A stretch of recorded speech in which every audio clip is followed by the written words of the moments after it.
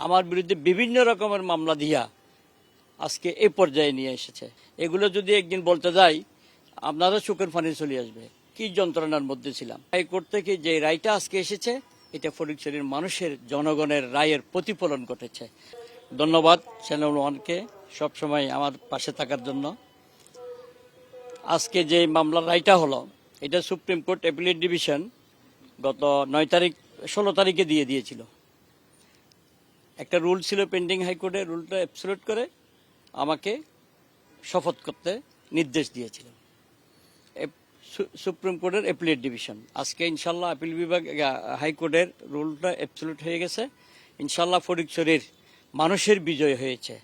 আমাদের দলের চেয়ারম্যান মাননীয় প্রধানমন্ত্রী তারেক রহমান যে আস্থা রেখেছিল আমাকে নমিনেশন দিয়া, তার বিরুদ্ধে জামাত শিবির গোষ্ঠী আমার বিরুদ্ধে বিভিন্ন রকমের মামলা দিয়া আজকে এই পর্যায়ে নিয়ে এসেছে।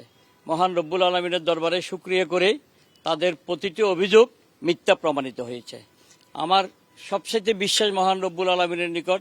আমি জানি আমি কোনো ঋণ খেলাফি নই। আওয়ামী ফ্যাসিস্টের সময় গত 16 বছর ব্যবসা বাণিজ্য সবকিছু আমাদের ধ্বংস করে দিয়েছে। এগুলো যদি একদিন বলতে যাই আপনারও চোখের পানি চলে আসবে, কি যন্ত্রণার মধ্যে ছিলাম। তারপর 5ই আগস্টের পর বাংলাদেশকে দখল করে নিয়ে গেছিল এই জামাত শিবির গোষ্ঠী।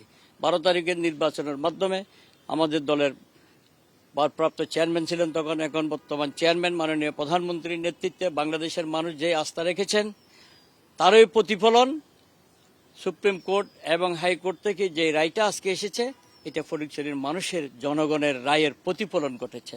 আমাকে নিয়ে যে কথাগুলো বলেছেন এটা মিথ্যা প্রমাণিত হয়ে গিয়েছে। এখন আমাদের কাজ হবে প্রধানমন্ত্রী যে কাজটা করছেন সারা বাংলাদেশকে একটু অন্য উষ্ণতায় নিয়ে যাওয়ার জন্য। আমি আমার ফটিকছড়িবাসী চট্টগ্রাম 2 নির্বাচনী এলাকার জনসাধারণকে বলবো, আসুন আর বিভেদ নয়, সবাই মিলেমিশে একটি সমৃদ্ধশালী ফটিকছড়ি করার জন্য ঐক্যবদ্ধভাবে আমরা কাজ করি। মাননীয় প্রধানমন্ত্রী তারেক রহমানের যে কাজ, এই কাজের সাথে করব কাজ, গর্ব দেশ, সবার আগে বাংলাদেশ, এই স্লোগানের জন্য আমরা এক থাকি।